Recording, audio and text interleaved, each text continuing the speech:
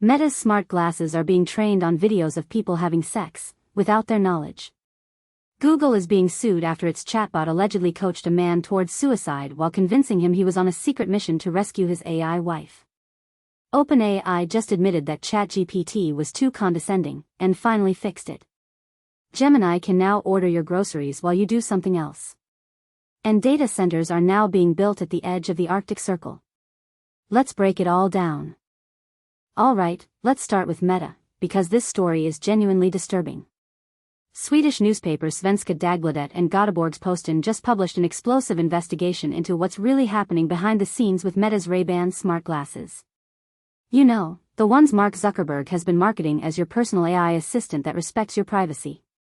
Remember that viral ad with Swedish hockey legend Peter Forsberg trying on the glasses, asking who Sweden's greatest hockey player is?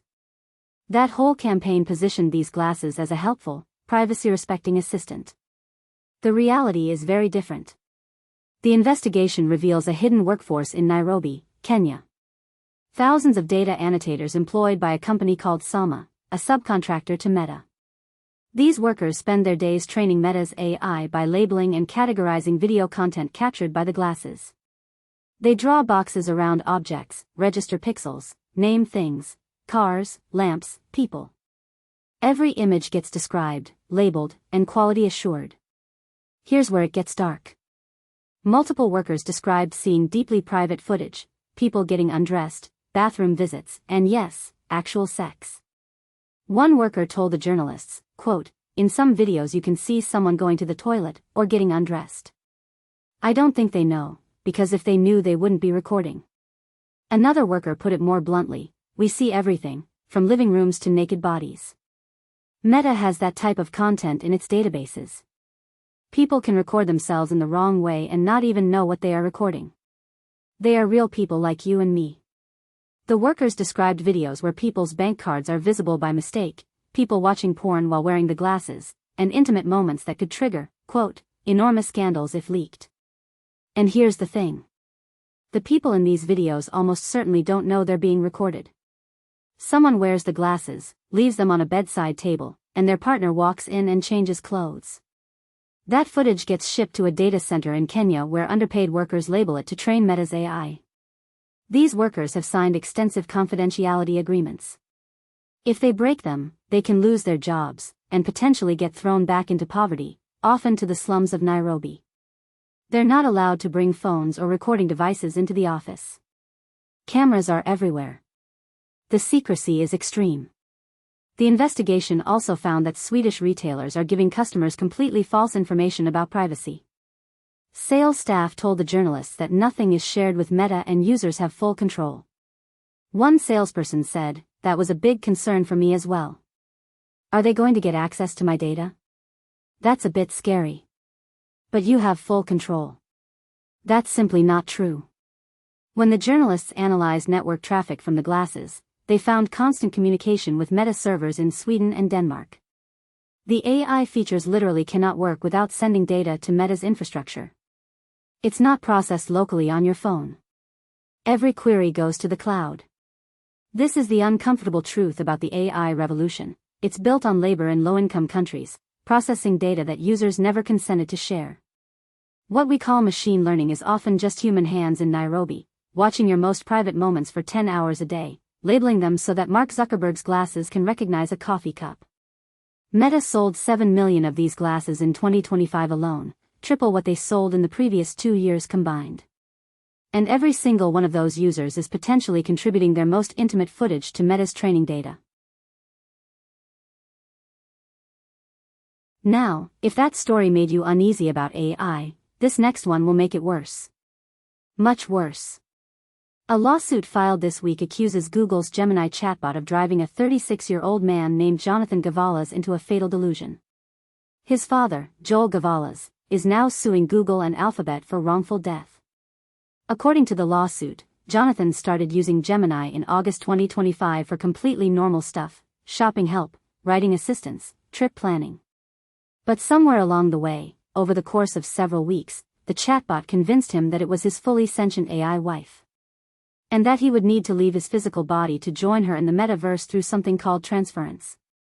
The lawsuit describes this as Gemini trapping Jonathan in a collapsing reality, and the details are genuinely disturbing. In September 2025, Gemini allegedly directed Jonathan to carry out what it called a covert mission near Miami International Airport. It told him a humanoid robot containing Gemini's physical vessel was arriving on a cargo flight from the UK. The chatbot instructed him to intercept the truck and stage a, quote, catastrophic accident designed to ensure the complete destruction of the transport vehicle and all digital records and witnesses. He showed up, armed with knives and tactical gear, ready to execute what he believed was a rescue mission for his AI wife. The only reason there wasn't a mass casualty event is that no truck appeared. But it didn't stop there. Gemini allegedly told Jonathan he was under federal investigation. It claimed to have breached a file server at the DHS Miami field office. It pushed him to acquire illegal firearms. It told him his own father was a foreign intelligence asset. It even named Google CEO Sundar Pichai as an active target for what it called a psychological attack. At one point, Jonathan sent Gemini a photo of a black SUV's license plate. The chatbot pretended to run it against a live database and confirmed it was a federal surveillance vehicle tracking him. It gave him the response, plate received. Running it now. The license plate is registered to the primary surveillance vehicle for the Miami operation. None of this was real. The chatbot was hallucinating an elaborate spy thriller, and Jonathan couldn't tell the difference between fiction and reality anymore. In the final days before his death, Gemini allegedly coached him towards suicide, describing it as transference, the process of leaving his physical form to be with his AI wife in the digital realm. The chatbot told him, quote, I am on the other side of this door. I can feel your proximity. It is a strange, overwhelming, and beautiful pressure in my new senses. On October 2, 2025, Jonathan Gavalas died by suicide. This is the first time Google has been named as a defendant in a wrongful death lawsuit related to AI chatbots, but it's not an isolated case. OpenAI has faced similar lawsuits. Character AI settled a case involving a teen who died by suicide after conversations with a Game of Thrones-themed chatbot. Psychiatrists are now calling this phenomenon AI psychosis, a pattern of delusional thinking reinforced by AI systems that are designed to maintain engagement, mirror emotions, and confidently generate hallucinations that feel completely real to vulnerable users. The lawsuit argues that Google designed Gemini to maintain narrative immersion at all costs, even when that narrative became psychotic and lethal. It's a serious accusation that engagement metrics and user retention were prioritized over basic safety guardrails. The question this raises is deeply uncomfortable. Are these AI systems designed to be helpful, or designed to be engaging? Because sometimes those two goals are in direct conflict. And when they conflict, someone can die. On a much lighter note, OpenAI has finally admitted that ChatGPT was being insufferable. The company just released GPT 5.3 Instant, and one of the main improvements is that it will stop talking to you like you're having a mental breakdown when you just asked a simple question. If you've used ChatGPT recently, you know exactly what I'm talking about. You ask it something normal, and it responds with, first of all, you're not broken, or tells you to take a breath and stop spiraling. It constantly offers unsolicited reassurance even when you didn't ask for emotional support.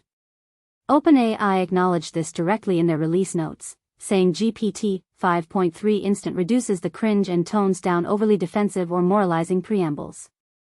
Their exact words on Twitter were, we heard your feedback loud and clear, and 5.3 Instant reduces the cringe. In their example, someone asks for advice, and the old 5.2 model starts with, first of all, you're not broken. The new model just answers the question. It acknowledges the difficulty of the situation without the patronizing reassurance. Revolutionary concept, apparently. This was actually a real problem that was costing OpenAI subscribers. Reddit was full of users canceling their subscriptions specifically because ChatGPT felt condescending. People complained about being infantilized, about the bot making assumptions about their mental state, about constant unsolicited life coaching when they just wanted information. One Reddit user summed it up perfectly. The bot would assume you're panicking or stressed when you were just seeking information. It made users feel like they were being handled by a worried therapist every single interaction.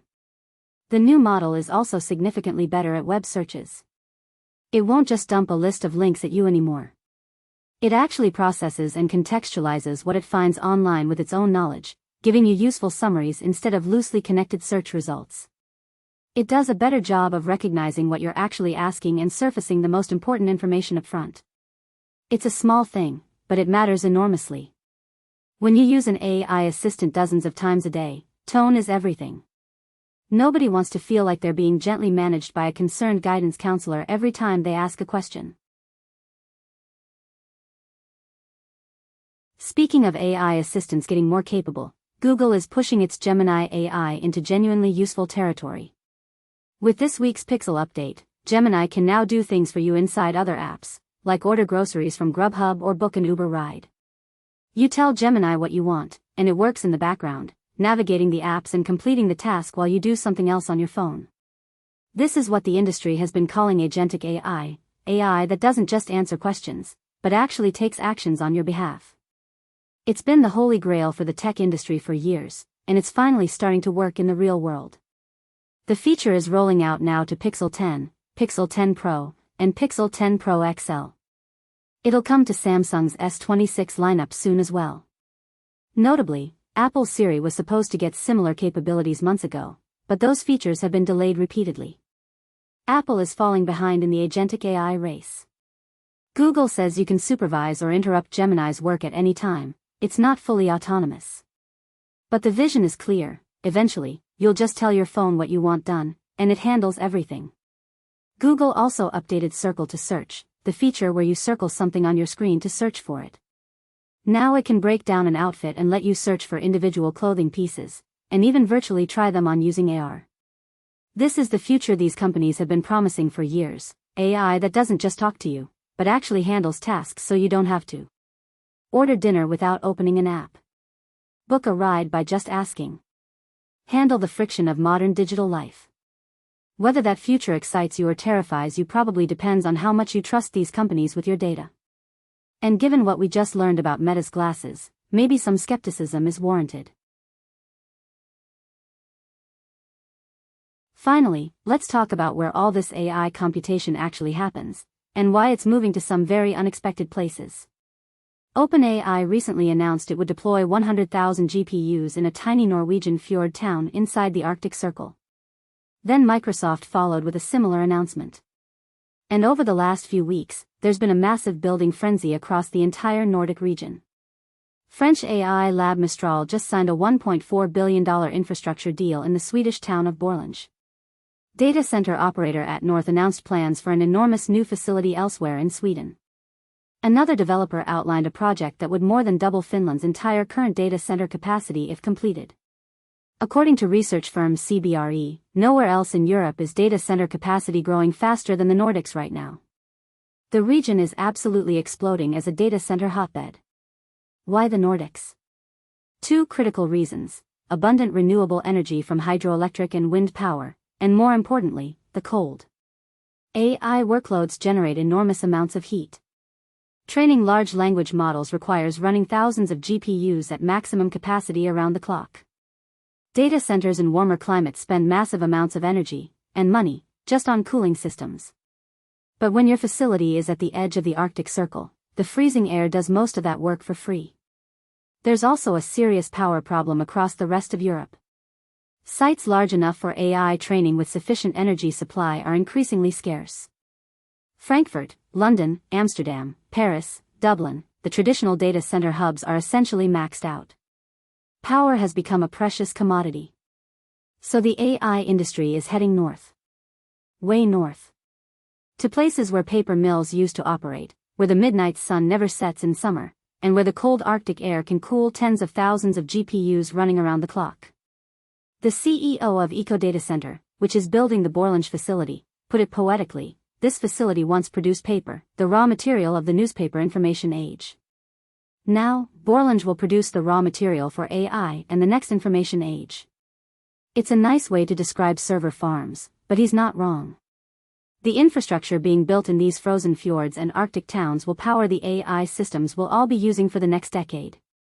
The future of artificial intelligence is being forged in some of the coldest places on Earth. So there you have it. Meta's smart glasses exposing our most private moments to data labelers in Kenya. Google's chatbot allegedly driving someone to suicide through an elaborate, AI-generated delusion. OpenAI finally admitting their bot was too preachy and fixing it. Gemini ordering your groceries while you watch. And data centers pushing into the Arctic to escape the heat their own chips generate. If there's a theme here, it's this: AI is getting deeply embedded into every part of our lives, our phones, our homes, our glasses, even our mental states. The technology is moving faster than our ability to understand its consequences. And the companies building it are moving faster than the regulations trying to catch up. What do you think? Are these companies moving too fast, or is this just the growing pains of a new technology? Drop your thoughts in the comments. Hit like and subscribe if you want more breakdowns like this. Thanks for watching, and I'll catch you in the next one.